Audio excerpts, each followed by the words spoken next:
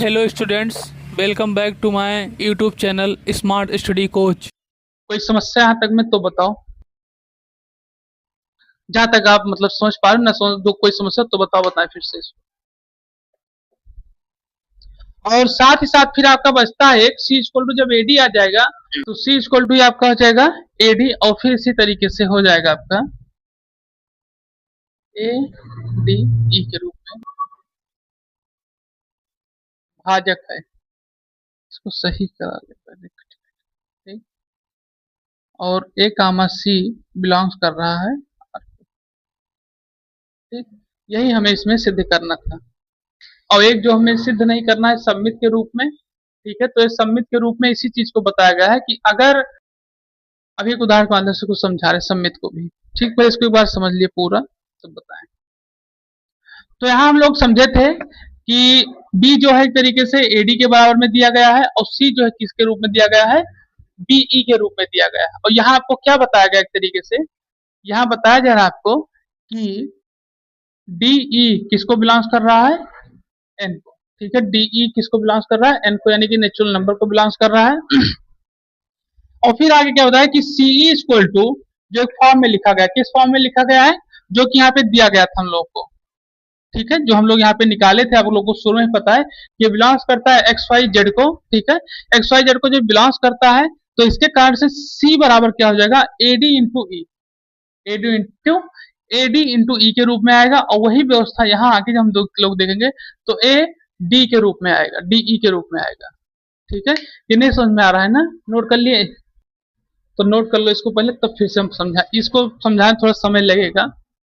सबसे पहले इसमें दिया गया है आपको प्राकृतिक संख्याओं का समुच्चय, जो कि हम लोगों ने क्या किया, ए से बिलोंग्स किया एन को, जिसमें ए हमें पता है कि ए कामा एक तरीके से भाजक का कार्य कर रहा है, ठीक है। स्वातुलता के नियम का प्रयोग किया यहाँ पर, स्वातुलता के नियम का प्रयोग करते हमने उसी फॉर्म में इसको लिख दिया है, ठीक है। आर रिलेशन ए, मतलब ए रिलेशन आर के रूप में, ठीक है। और फिर इसको बिलोंग्स किसे करा दिया आर को। आर से बिलोंग्स कराने का मतलब ये है कि आर के सारे अवयव ए बी के अंदर क्या है, मौजूद है। और फिर फॉर ऑल का प्रयोग करते हुए हम लोगों ने नेचुरल नंबर के साथ इसको क्या किया, बिलोंग्स कराया, ठीक। जब हम लोगों ने संक्रामक का प्रयोग किया, संक्रामक के नियम का प्रयोग करते हुए हमें पता है संक्रामक में एक्स वाई जेड एक तरीके से किसे बिलोंग्स करता है, आर के रूप में करता है। तो यहाँ एबीसी दिया गया है प्राकृतिक संख्याओं का समुच्चय, यहाँ पे नेचुरल नंबर के रूप में इसको क्या किया गया, बिलोंग्स कराया गया। तो ए कामा बी रिलेशन बना रहा है किसके साथ, मतलब रिलेशन बना रहा है, इसलिए यहाँ पे बिलोंग्स कर रहा है। बी कामा सी भी एक तरीके से रिलेशन बना रहा है, इसीलिए इसको क्या किया, बिलोंग्स कराया गया, ठीक। अब आगे फिर समझेंगे हम लोग यहाँ पर। इसको हम लोगों ने फिर से इनवर्स के रूप में पलटते हुए इसको देखा है, ठीक है, कि अगर इसको पलट दिया जाए इनवर्स के रूप में तो क्या परिवर्तन होगा कि नहीं होगा, ठीक। तो इसको यहाँ पे इससे फिर से बिलोंग्स कराया गया। फिर यहाँ पे पता चला कि ए बी जो है एक तरीके से भाजक का कार्य कर रहा है, बीसी भी क्या कर रहा है, एक तरीके से भाजक का कार्य कर रहा है। और यहाँ पर हम लोगों ने फिर से एक व्यवस्था यहाँ पे क्या व्यवस्था की, उसकी करने की जरूरत क्या पड़ी, इसके करने की ये व्यवस्था पड़ी कि हम ये देखने के लिए कि अगर इसका भाजक है तो कहीं ना कहीं कोई संख्या और इस तरीके से जोड़ी जाए जो कि एक तरीके से वो भी भाजक के रूप में निकल कर आए, ठीक। जैसे हम समझ सकते हैं कि इसके साथ अगर 3 के साथ मल्टीप्लाई किया गया है 7 को, तो 21 यानी कि 3 के साथ डिवाइड भी हो जाएगा। तो उसी तरीके से इसका यहाँ पे प्रयोग भी किया गया कि b इक्वल टू एडी, और फिर उसके साथ साथ c इक्वल टू बीई का प्रयोग किया गया, ठीक। तो यहाँ अगर संख्या जैसे इंटीजर्स प्रयोग किया गया, उसी तरीके से संख्याओं का भी प्रयोग किया जाएगा। तो जिस संख्या का प्रयोग किया जाएगा वो इंटीजर उस संख्या से कटना शुरू हो जाएंगे, ठीक है। जैसे यहाँ पे हमने 7 से भी 2 में मल्टीप्लाई किया तो 14 आ जाएगा, तो 2 से कटेगा। 9 में अगर मल्टीप्लाई किया 2 से तो 18 हो जाएगा, तो 2 से कटेगा। 3 से मल्टीप्लाई तो 21 हो जाएगा, 27 हो जाएगा, तभी 3 से कटना शुरू हो जाएगा। 4 से मल्टीप्लाई करेंगे तो 4 से कटना शुरू हो जाएगा, ठीक। तो ये व्यवस्था पे दी गई। फिर उसके बाद अगर आप लोग को ध्यान हो तो यहाँ सबसे पहले जब संक्रामक का प्रयोग किया है तो हम लोग संख्याओं को बदलने का कार्य करते हैं कि कौन कौन सी संख्याओं को हम लिखेंगे। जो कॉमन होगा उसको क्या करते हैं, एक तरीके से हटा देते हैं, और जो एक तरीके से कॉमन नहीं होते उनको क्या कहते हैं, प्रयोग करके उसी को हम लोग भाजक का मतलब एक तरीके से रिलेशन बनाते हैं उसी के साथ। जैसे आपको याद होगा कि जब हम लोग एक्स वाई जेड निकालते हैं तो उसमें लास्ट में एक्स रिलेशन जेड के साथ ही बनता है, ठीक। तो वही व्यवस्था यहाँ पे की गई है, और यहाँ का प्रयोग किया गया है, क्या किस तरीके से प्रयोग किया गया है कि सी इक्वल टू एडी इंटू ई का प्रयोग किया गया है। तो समझिए जो यहाँ पे आपको दिया गया है कि ए बी का क्या एक तरीके से भाजक है और बी सी का भाजक है, ठीक। तो हमें पता है कि बी जो है एक तरीके से वो ए और सी दोनों का भाजक है। पहले आप समझिए कि ए बी का भाजक है, बी सी का भाजक है। तो कहीं ना कहीं ऐसा कुछ होगा जो बी और सी दोनों को भाजक करता होगा। किस तरीके से, जैसे आपकी संख्या हो जाए 6, ठीक। 6 संख्या को देखा जाए तो 2 3 इसको भाग करता है और 2 भी भाग करता है। अगर देखा जाए तो 6 एक तरीके से कॉमन संख्या है, ठीक है, कॉमन संख्या। और इसको अगर हम और विस्तृत में देखें तो जैसा कि 12, 12 को देखा जाए तो ये 6 का भाग करता है, 2 भी भाग करता है। 6 को देखा जाए तो इस तरीके से भाग होता है, हुआ कि नहीं हुआ? तो वही व्यवस्था बताई कि ए जो है बी को भी भाज कर रहा है और बी जो है एक तरीके से सी को भी भाजक करता है, यानी कहीं ना कहीं बी एक तरीके से ए और सी दोनों के लिए क्या है, भाजक का कार्य कर रहा है, ठीक। तो वही व्यवस्था यहाँ पे लोग किए गए हैं, मतलब वही यहाँ पे बताया जा रहा है कि सी है जो एक व्यवस्था दी गई है कि एडी और इंटू ई, ठीक है, इन तीनों का एक साथ में संबंध बनाया गया और साथ ही साथ फिर इसमें सी बराबर एडी के रूप में लिखा गया, यानी लिखा यही गया है इस तरीके से। जैसे ऐसे करें, जैसे समझिए कि अगर हम इसको इस तरीके से लिखें कि लिख दें यहाँ पर 2, 3 और +4, ठीक। फिर ये व्यवस्था लिख दें बराबर में कि इसको लिख दें हम 2, 2 + 3 + 4, ठीक। अब आप इसको अगर हल करेंगे तो कितना इसका आंसर आएगा, 9 आएगा, ठीक है। और नीचे वाले का 9 आएगा ना, वही चीज देखो लिखी है, ये लिखा है एडी इंटू ई और बाद में क्या लिखा है, वही तो लिखा है जो नीचे लिखा है, उसी तरीके से तो लिखा गया है, ठीक। तो व्यवस्था वही है सब कुछ। और इसमें जो जितने अवयव भाजक दिए गए थे जो शुरू में लिए थे ए बी सी, ठीक है, वही व्यवस्था यहाँ पे ली गई है, ठीक है। तो इसलिए यहाँ पर ए और सी एक तरीके से भाजक के रूप में आ गया और ये आपका रिलेशन बन के आ गया, ठीक है। और इसी को हम लोग इसके रूप में जब लिखेंगे तो ये आपका हो जाएगा ए रिलेशन, ठीक, यही चीज इसमें बताया, ठीक है। चलिए अब आगे बढ़ेंगे हम लोग। और इसमें फिर दिया गया था आगे क्वेश्चन में कि भाजक के रूप में हमें पता गया कि आर स्वातुल और संक्रामक है परंतु सम्मित नहीं है, यही बताया गया, ठीक है। तो हम लोग अब समझेंगे सम्मित के बारे में,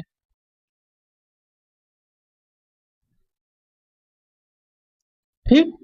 चलो, तो यहाँ सबसे पहली चीज सम्मित ना होने का कुछ रीजन दिया गया है, ठीक है। क्या रीजन है समझिए।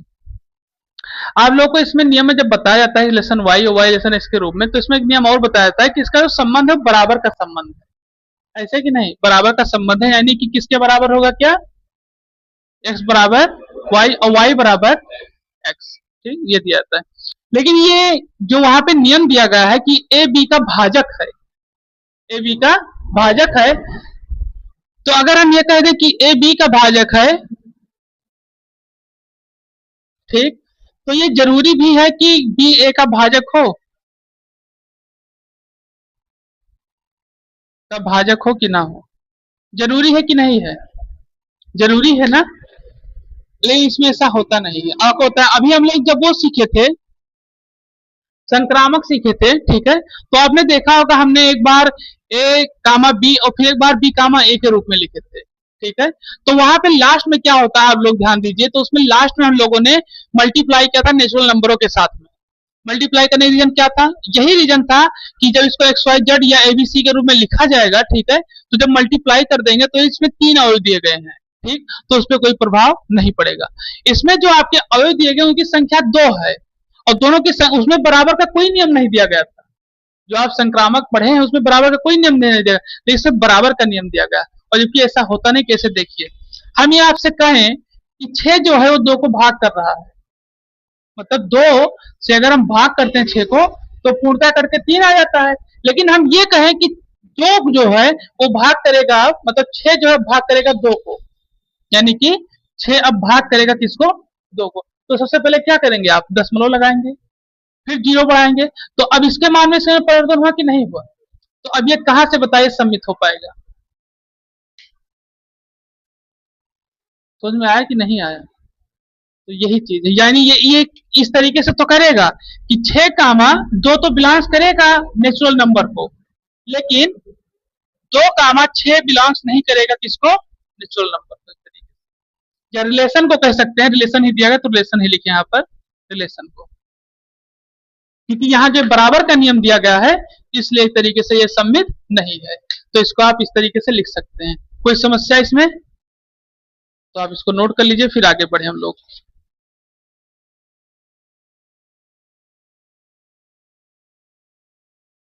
यदि x वास्तविक संख्या, ये क्वेश्चन आपको दिया गया है कि यदि x वास्तविक संख्याओं का समुच्चय है तो सिद्ध करना है आपको R equal to A comma B ratio A belongs X, B belongs X तथा A बराबर B है, तब हमें तुल्यता संबंध इसमें स्थापित करना है। तुल्यता संबंध हमें क्या करना है, इसमें सिद्ध करना है। तो इसमें आपको दिया क्या गया है हम लोग देखेंगे। तो इसमें आप देख रहे हैं कि A जो है तरीके से बिलोंग्स कर रहा है X को, B बिलोंग्स कर रहा है X को, या इसका मतलब ये बताया जाए, और आगे फिर लिखा है कि A बराबर B है, तो इसका मतलब ये है यहाँ पर कि A कामा B बिलोंग्स करेगा किसको, X। कोई समस्या?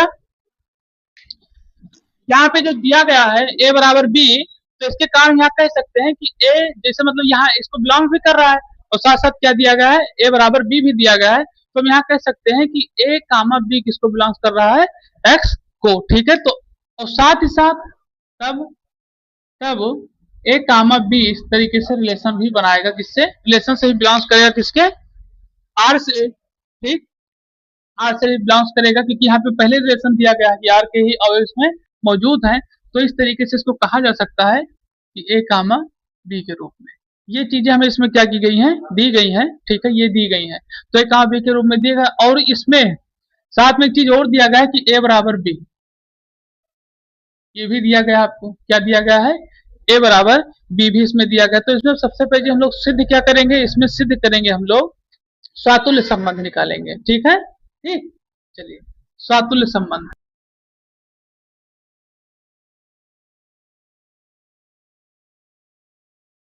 सबसे पहले दिया गया स्वातुल्य संबंध में, तो चलो ठीक है, स्वातुल्य संबंध का फार्मूला क्या होता है बताओ।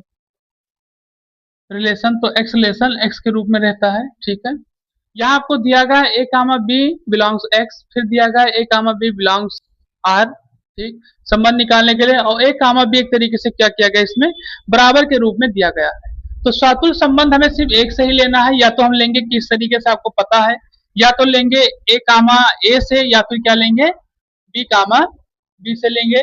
तो लोग मान लीजिए A से ले रहे हैं, तो A रिलेशन A के रूप में ये निकल कर आएगा। ठीक है, जब ये निकल के एक तरीके से आएगा, तो यही इसी को क्या करेगा, बिलोंग्स भी करेगा, A कामा R को क्या करेगा, ये बिलोंग्स भी करेगा। ये हो गया आपका स्वातुल्य संबंध। इतना क्वेश्चन लगा दें कि आप लोगों को समझ में आने लगा होगा कुछ ना कुछ, ऐसा कि नहीं। अब दूसरा हम लोग क्या निकालेंगे फिर, सम्मित संबंध। ठीक है, क्या निकालेंगे, सम्मित संबंध।